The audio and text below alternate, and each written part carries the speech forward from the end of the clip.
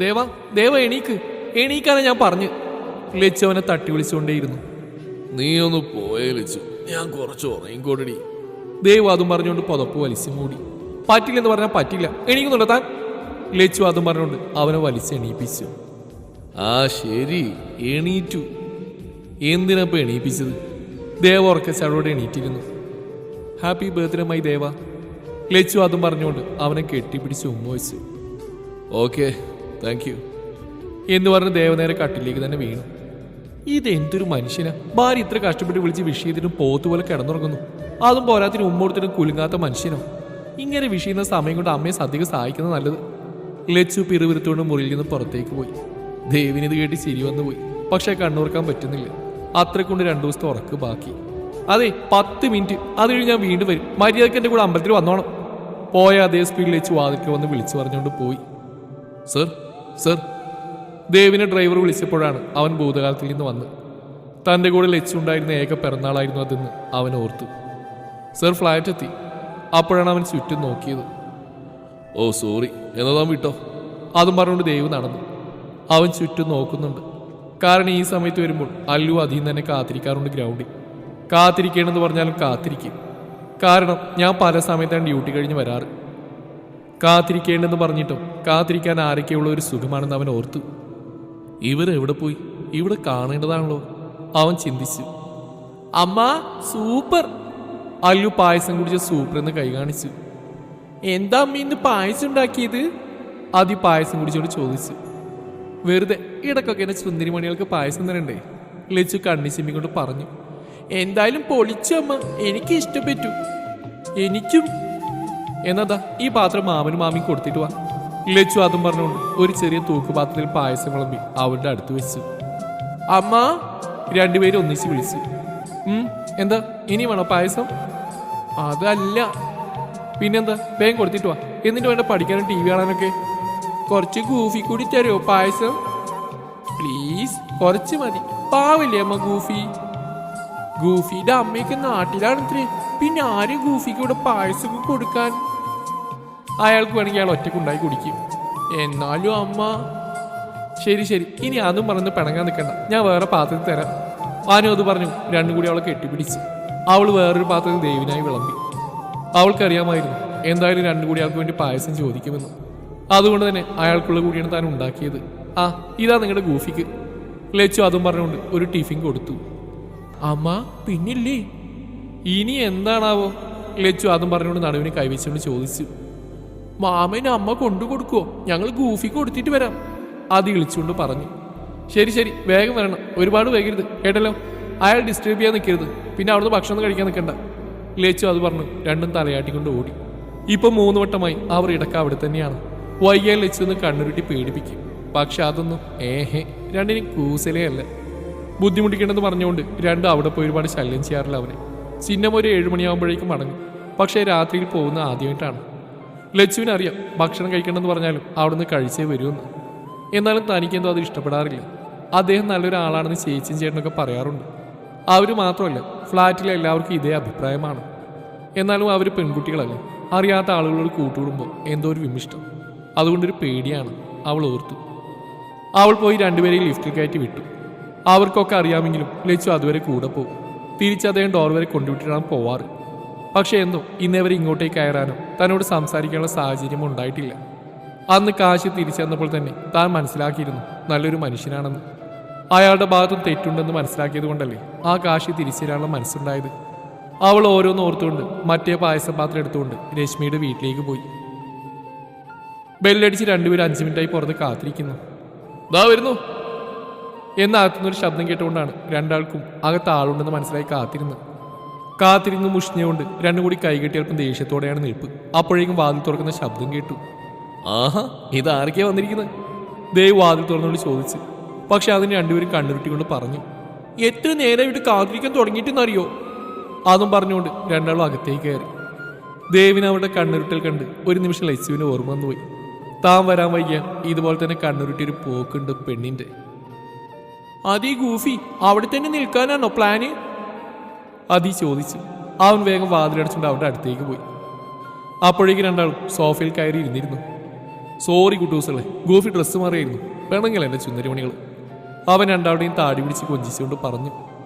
എന്നാ സാരില്ല എന്ന് പറഞ്ഞ് രണ്ടാളും ചിരിച്ചുകൊണ്ട് അവൻ്റെ മേലേക്ക് ചാടി. വരുമ്പോഴുണ്ടായിരുന്ന ആറ്റിറ്റ്യൂഡൊക്കെ എങ്ങോട്ടോ പോയി. അല്ല ഇതെന്താ? അവൻ അവർ കൊണ്ടുവന്ന പാത്രത്തിലേക്ക് ചൂണ്ടി ചോദിച്ചു. അവൻ രണ്ടുപേരെയും മടിയിലിരുത്തിയിരുന്നു.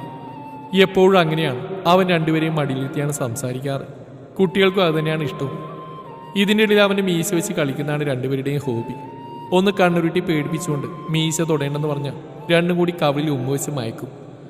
ഇടക്കാവൻ വെറുതെ ഇങ്ങനെ ചെയ്യാറുണ്ട്. അത് പായസ അമ്മ ഉണ്ടാക്കിയതാ, ഗൂഫിക്ക് തന്നു വിട്ടതാ. അങ്ങനെ വരാൻ വഴിയില്ലല്ലോ, നിങ്ങളുടെ അമ്മയ്ക്ക് എന്നെ അത്ര ബോധിച്ചിട്ടില്ല. അപ്പൊ ഈ പായസം സത്യം പറഞ്ഞു. അതിന് രണ്ടുപേരും കൂടി ഒന്ന് ഇളിച്ച് കാണിച്ച്. എന്തിനാടാ എൻ്റെ ചുന്തിരിമണികൾ അമ്മയോട് വഴക്കൊക്കെ ഇട്ട് ഈ പായസം കൊണ്ടുവന്ന്? അയ്യോ, അതിന് അമ്മയോട് വഴക്കിട്ടിട്ടൊന്നുമില്ല. അമ്മ ചോദിച്ചപ്പോൾ തന്നെ തന്നു ഗൂഫിക്കും കൂടി. അതി ഞങ്ങളല്ലേ ഇവിടെ ആരും ഗൂഫിക്ക് പായസം കൊണ്ട് തരാനുള്ളത്? അല്ലു. അവിടെ ആ ചോദ്യം കേട്ടപ്പോൾ അവൻ അവരോട് എന്തോ വല്ലാത്ത വാത്സല്യം തോന്നിപ്പോയി. എന്നാൽ ഗൂഫി ടേസ്റ്റ് ചെയ്ത പായസം എന്ന് പറഞ്ഞുകൊണ്ട് അവൻ നേരെ രണ്ടുപേരെയും കൂട്ടി അടുക്കളയിലേക്ക് വിട്ടു. രണ്ടാളെയും സ്ലാബിലിരുത്തി അവർ പായസം ചെറിയൊരു ബൗളിൽ വിളമ്പി ഒരു സ്പൂണ് കുടിച്ചു നോക്കി. ശരിക്കും ഇത് എവിടെയോ രുചിച്ച രുചി പോലെ തോന്നി ദേവിന്. പക്ഷെ ഇവരുടെ അമ്മച്ചിയുടെ രുചി തീർച്ചയായിട്ടും ഇതിനുമുമ്പ് താൻ ടേസ്റ്റ് ചെയ്തിട്ട് അവൻ ഓർക്കുമ്പോഴാണ് രണ്ടാളും അവൻ ആകാംക്ഷയോടെ നോക്കുന്നത് കാണുന്നത്. എങ്ങനെയുണ്ട് ഗൂഫി, ഇഷ്ടായോ? പിന്നില്ലാതെ നന്നായിട്ടുണ്ടെന്ന് പറയണം കേട്ടോ അമ്മയോട്. അവൻ അതും പറഞ്ഞുകൊണ്ട് കുറച്ചവിടെ വായിൽ വെച്ച് അവനും കഴിച്ചു. ഗൂഫിയുടെ ജോലി കഴിഞ്ഞോ? അല്ലു അധികം ചോക്ലേറ്റ് എന്നോട് ചോദിച്ചു. ആ കഴിഞ്ഞല്ലോ എന്ന് പറഞ്ഞുകൊണ്ട് അവൻ ലാപ്പ് ഓഫ് ചെയ്തു. അവരുടെ കൂടെ ദീവാനിൽ പോയിരുന്നു. കുട്ടികളോട് സംസാരിച്ചിരിക്കുമ്പോഴാണ് അത്യാവശ്യമായിട്ടൊരു മെയിൽ അയക്കണം DGPക്ക് എന്ന് പറഞ്ഞ സി ആയിരുന്നു വിളിച്ചത്. കഴിഞ്ഞ ദിവസം വായിച്ച മിഠായി അവൻ അവർക്ക് കൊടുക്കാൻ തന്നെ മറന്നായിരുന്നു. അതുകൊണ്ട് അതും തിന്നുകൊണ്ട് TV ഓൺ ചെയ്ത് ഇവിടെ ഇരിക്കണേന്ന് പറഞ്ഞ് രണ്ടാൾക്ക് ഉമ്മയും കൊടുത്ത് അവിടെ ഇരുത്തി മെയിൽ ചെയ്യാനായി പോയതായിരുന്നു ദേവ്. സംസാരിക്കാനിരുന്നാൽ അവർക്ക് സമയം പോകുന്നതേ അറിയാറില്ല. ദേവിനോട് അന്നേ ദിവസം നടന്ന എല്ലാ സംഭവങ്ങളും രണ്ടുപേരും വിശദീകരിച്ച് പറയും. ദേവാണെങ്കിൽ അതെല്ലാം ഒരു മടിയും കൂടാതെ കേൾക്കും. അവന് വളരെ ഇഷ്ടമാണ് അവരുടെ കൊഞ്ചിക്കുഴഞ്ഞുള്ള സംസാരം കേൾക്കാൻ. അതിൻ്റെ ഇടയിൽ കുറേ പ്രാവശ്യം അവൻ്റെ മീശ കൊണ്ട് കളിച്ചിട്ടുണ്ടാവും രണ്ടാളും. ഒരു ദിവസം ഇവിടെ കളിക്കാനൊന്നുമില്ലെന്ന് കുട്ടികൾ പറഞ്ഞതിന് അവരുടെ ഫേവറേറ്റായ എല്ലാ ടോയ്സും വാങ്ങിച്ചിട്ടുണ്ടാവും. വീട്ടിൽ കൊണ്ടുപോയി അമ്മ ചീത്ത പറയും. അതുകൊണ്ട് ഇവിടെ തന്നെ വെച്ചോട്ടെ എന്ന് അവർ ചോദിച്ചപ്പോൾ അവൻ സമ്മതിച്ചു. രണ്ടുപേരും അവനെ കൂട്ടിയാണ് കളിക്കാറ്.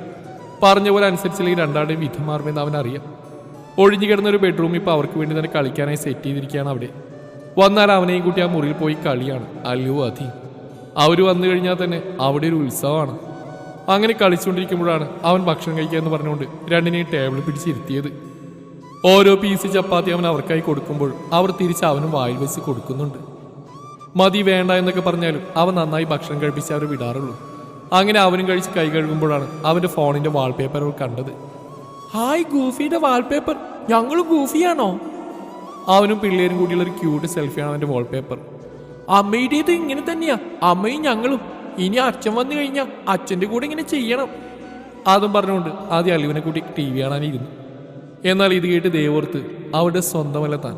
അവരുടെ അച്ഛൻ വന്നാൽ ഒരു പക്ഷേ തനിക്ക് അവരെ കാണാൻ പോലും പറ്റിയെന്ന് വരില്ല. അന്നേരം താൻ എന്ത് ചെയ്യും? തനിക്ക് പറ്റുമോ അവരെ കാണാതെയും അവരുടെ കൊഞ്ചലൊക്കെ കേൾക്കാതെ ഇരിക്കാൻ? ഗൂഫി! അല്ലുവിൻ്റെ വിളി കേട്ടാണ് അവൻ ഞെട്ടിയത്. ഗൂഫി, ആ മുറിയിൽ എന്താ? ആദ്യം അവൻ്റെ മുറി അടച്ചിട്ടാണ് ചോദിച്ചു. ഇതുവരെ വന്നെങ്കിലും ഇപ്പോഴും ആ മുറി കാണാൻ പറ്റിയിട്ടില്ല അവർക്ക്. കാണണം ആ മുറിയിൽ എന്താണെന്ന്? അവൻ്റെ ചോദ്യത്തിന് രണ്ടുപേരും വേണമെന്ന് തലയാട്ടി. എന്നോ കാണിക്കാം എന്ന് പറഞ്ഞ് അവർ രണ്ടുപേരെയും കൂട്ടി ആ മുറിയുടെ വാതിലിൻ്റെ അടുത്തേക്ക് തുറക്കാനായി കൈയുയർത്തിയപ്പോഴാണ് കോളിംഗ് ബെൽ കേട്ടത്. ഈ സമയത്ത് ആരാ? അവൻ സംശയത്തോടെ കുട്ടികളോടായി ചോദിച്ചു. അമ്മായിരിക്കുമോ എന്ന് പറഞ്ഞ് രണ്ട് വാതിലിൻ്റെ അടുത്തേക്ക് ഓടി. ദൈവവും പിന്നാലെ നടന്നു. വാതിൽ തുറന്നപ്പോൾ സൂരജേട്ടൻ. കുട്ടികളെ കൊണ്ടുപോകാനായി വന്നതായിരിക്കുന്ന അവന് മനസ്സിലായി. അവനെന്തോ വിഷമം തോന്നി. അവരെ തൽക്കാലത്തേക്കെങ്കിലും പിരിയുന്നതിന് ഓർത്ത്. എത്ര നേരമായി ദാ അമ്മയോട് കാത്തിരിക്കുകയാണ്. സൂരജ് അതും പറഞ്ഞുകൊണ്ട് അവനോട് യാത്ര പറഞ്ഞു. കുട്ടികൾ പിന്നെ ഉമ്മയും കെട്ടിപ്പിടുത്തുമായി ഗുഡ് നൈറ്റൊക്കെ പറഞ്ഞു. അവൻ ലിഫ്റ്റ് വരെ കൊണ്ടുവിട്ടു. എന്താണ് കമ്മീഷണർ സാറിന് ഇതിൽ പറയാനുള്ളത്? ഏറ്റവും വലിയ മയക്കുമരുന്ന് സംഘത്തെയും ലഹരികളുമാണ് പിടിച്ചത്. മീഡിയ അവന് ചുറ്റും നിന്ന് ക്വസ്റ്റ്യൻ ചോദിക്കുകയാണ്. ഒരു ഇൻഫോർമേഷൻ കിട്ടി വന്നാണ് ഞങ്ങളിവിടെ. എൻ്റെ ടീം ഒരുപാട് കഷ്ടപ്പെട്ടാണ് ഇതൊക്കെ പിടിച്ചത്. It's A risky operation, that's all. ബാക്കിയൊക്കെ പ്രസ് മീറ്റിൽ വെച്ച് പറയാം. അതും പറഞ്ഞുകൊണ്ട് അവൻ കമ്മീഷൻ എന്ന ബോർഡുള്ള വണ്ടിയിൽ കയറിപ്പോയി. ദേവു അവൻ്റെ സംഘവും ഒരു ഇൻഫോർമേഷൻ കിട്ടിയാണ് അവിടെ ചെല്ലുന്നു. അമർനാഥിൻ്റെ സംഘത്തെയും 100 കോടിയോളം വിലമതിക്കുന്ന ലഹരി വസ്തുക്കളും പിടിച്ചെടുത്ത്. അമർനാഥിന് കിട്ടാത്തതിൻ്റെ വിഷമം ദേവിനുണ്ട്. അരുൺ വേഗം എഫ്ഐആർ തയ്യാറാക്കണം. എത്രയും പെട്ടെന്ന് ഇവരെ മജിസ്ട്രേറ്റിന് മുമ്പിൽ ഹാജരാക്കാനുള്ളതാ. സാറേ വേണ്ട കേട്ടോ, സാറിന്റെ കളി തീക്കനലുമായിട്ടാ. ചിലപ്പോ അത് ചുട്ടിരിക്കും സാറിനെ. ഓഫീസിലേക്ക് പോകുമ്പോൾ ഇന്ന് അറസ്റ്റ് ചെയ്തവർക്ക് അവനോട് സെല്ലിന്റെ അകത്തുനിന്ന് പൂച്ചിച്ചുകൊണ്ട് വിളിച്ചു പറഞ്ഞു, മോനെ നിന്റെ ആ ഡാഷ് മോൻ പുറത്തുണ്ടെന്ന് കരുതി നീ എന്നെ ഉണ്ടാക്കാൻ വരില്ലേ? അവനെയല്ല, അവനെ തന്തയെ പോലും ഞാൻ പിടിച്ചിരിക്കും. ഇനി ഏത് പാതാളത്തിൽ ഒളിച്ചിരുന്നാലും ശരി. അഭിനവ് ദേവ പറയുന്നത്. ഡയലോഗ് അടിച്ചിട്ട് ദേഷ്യത്തോടെ ദേവ് സെല്ലിൽ കയറി നന്നായിട്ട് പെരുമാറിക്കൊണ്ട് അവനോടായി പറഞ്ഞു, അമ്മ പ്ലീസ്, അമ്മ ഒന്ന് പൊക്കോട്ടെ. ആദ്യം അല്ലുവിൻ ലച്ചുവിനോടായി കെഞ്ചിക്കൊണ്ട് ചോദിക്കുകയാണ്. പറ്റില്ലെന്ന് പറഞ്ഞാൽ പറ്റില്ല. 4 ദിവസം മുമ്പ് മക്കൾ പോയിട്ട് എത്ര നേരമായിട്ട് വന്നത് വല്ല ഓർമ്മയുടെ രണ്ടിനും? ലച്ചു അവരെ പേടിപ്പിച്ചുകൊണ്ട് ചോദിച്ചു. പ്ലീസ് അമ്മ, ഇനി വേഗം വരും. കഴിഞ്ഞ തവണത്തെ പോലെ ലേറ്റ് ആവില്ല. ഓ, പറയുന്ന കേട്ടതൊന്നും ഇടയ്ക്ക് പോവാറില്ല ഇത് രണ്ടും. എനിക്കറിയാം, ഞാൻ കഴിഞ്ഞ 2 ദിവസം വൈകി വന്നോണ്ട് നിങ്ങൾ രണ്ടാളും അവിടെ തന്നെ ആയിരുന്നു എന്ന്.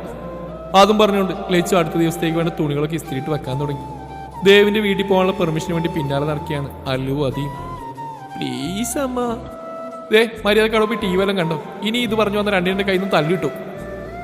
അത് പറഞ്ഞതും ഇഷ്ടപ്പെടാതെ രണ്ടാളും അവിടെ തന്നെ വാശിയോടെ കൈകെട്ടി നിന്നു. ആഹാ, തുടങ്ങിയല്ലോ പിണക്കം. എന്തായാലും നന്നായി, ഇവിടെ തന്നെ നിന്നു. കാല് കടയുമ്പോൾ പോയി ഇരുന്നോളൂ, എനിക്കെന്താ. ലച്ചു അതും പറഞ്ഞുകൊണ്ട് അവളുടെ പണി തുടർന്നു. എന്തു പറഞ്ഞിട്ട് അവൾ സമ്മതിക്കില്ലെന്ന് കണ്ട പിള്ളേര് വീണ്ടും കെഞ്ചാൻ തന്നെ തുടങ്ങി. അയാൾ പഠിപ്പിച്ചാണോ ഈ കള്ളത്തുരക്കെ? അമ്മ വീട്ടിലേക്ക് കെഞ്ചി പറയാൻ ലച്ചു ഒരു പുച്ഛത്തോട് ചോദിച്ചു. അമ്മ ഗൂഫിയെ വെറുതെ പറയില്ല കേട്ടോ. അതി ഗൂഫി വളരെ ഗുഡ് പേഴ്സണാ. അല്ലു ഓ ശരി തമ്പുരാട്ടി, ഞാനൊന്നും പറയുന്നില്ല അങ്ങനെ കുറിച്ച്, പോരെ. ലച്ചു തൊഴുതുകൊണ്ട് പറഞ്ഞു. ഇന്ന് ഓഫാനമ്മ ഗൂഫിക്ക്, അതുകൊണ്ടല്ലേ പൊക്കോട്ടിന്ന് ചോദിക്കുന്നത്. അല്ലു അല്ലെങ്കിൽ ഗൂഫിക്ക് ഡ്യൂട്ടി കഴിഞ്ഞ് സംസാരിക്കാനോ കാണാനോ പറ്റാറില്ല. അതി ഇനിയും പറഞ്ഞിട്ട് അവർക്ക് മനസ്സിലാവില്ലെന്ന് കരുതി അവളുടെ മുമ്പിലായി മുട്ടുകുത്തിയിരുന്ന് സംസാരിക്കാൻ ആരംഭിച്ചു. അമ്മക്കറിയാം നിങ്ങൾക്ക് അയാളെ ഭയങ്കര ഇഷ്ടമാണെന്ന്. അയാൾക്ക് തിരിച്ചു. ഇന്ന് കരുതി ഒരാളെ എപ്പോഴും ചെന്ന് ബുദ്ധിമുട്ടിക്കുന്നത് ശരിയല്ല.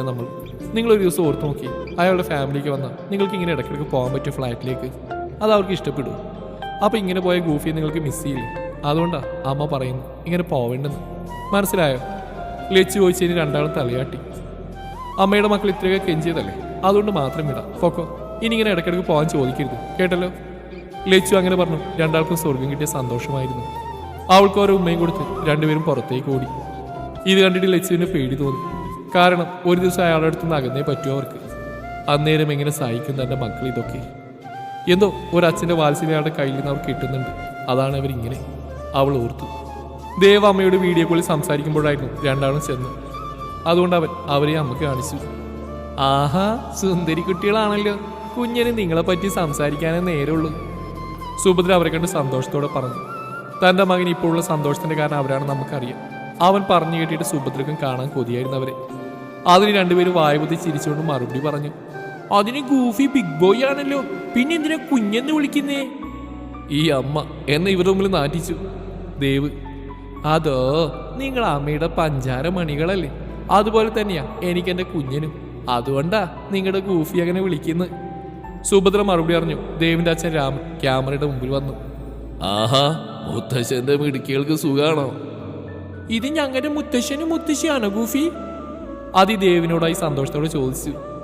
എല്ലാവർക്കും ഉണ്ട് മുത്തശ്ശനും മുത്തശ്ശിയൊക്കെ ക്ലാസ്സിൽ, ഞങ്ങൾക്ക് മാത്രം ആരുമില്ല. ഇപ്പൊ ഉണ്ട് കേട്ടോ, അല്ലു സന്തോഷത്തോടെ പറഞ്ഞു. കുട്ടികളുടെ മറുപടി കേട്ട് അവരൊക്കെ വല്ലാതെയായി. അവരെക്കുറിച്ച് ഇനി ഒരുപാട് അറിയാറുണ്ടെന്തോ ദേവിന്. ആര് പറഞ്ഞു മുത്തശ്ശനും മുത്തശ്ശി ഇല്ലെന്ന്? അല്ലുവിനധികം ഞങ്ങളില്ലേ? എപ്പോഴാ ഞങ്ങളെ കാണാൻ വരുന്ന രണ്ടുപേരും? സുഭദ്ര ചോദിച്ചു. അതിന് ഗൂഫിക്ക് സമയം വേണ്ടേ? ഞങ്ങളുടെ കൂടെ കളിക്കാൻ പോലും സമയമില്ല. അല്ലുവിന്റെ മറുപടി കേട്ട് ദേവിന് പോലും ചിരി വന്നുപോയി. കാരണം അവരോടും സംസാരിക്കാൻ തുടങ്ങുമ്പോഴായിരിക്കും സ്റ്റേഷനിൽ നിന്ന് ഫോൺ വരാറ് ഉടനെ എത്താൻ. അയ്യടി, ഇന്നലല്ലേ നിങ്ങളുടെ കൂടെ കളിച്ചതിന്റെ മുടിയൊക്കെ വൃത്തിയേടാക്കിയത്? ഇത്രയും പെട്ടെന്ന് മറന്നുപോയോ? ദേവ് അയ്യേ, അതാകെ 5 മിനിറ്റ് ആയിരുന്നു. അല്ലു പിന്നെ ഗൂഫിക്ക് കളിക്കാൻ അറിയാത്തതുകൊണ്ടാ മുടിയൊക്കെ മോശമായത്. അതി മൂവരുടെയും വഴക്കൊക്കെ കാണുകയായിരുന്നു അച്ഛനും അമ്മയും. എന്തോ അത് കണ്ടപ്പോൾ അവർക്ക് വല്ലാത്ത സന്തോഷം തോന്നി. കാരണം അവൻ അവരുടെ മുമ്പിൽ മാത്രമാണ് അവനായി ചിരിച്ച് സംസാരിക്കുന്നു. അല്ലെങ്കിൽ വെറും അഭിനയമാണ് ഞങ്ങളെ സന്തോഷിപ്പിക്കാൻ അവരോർത്തു.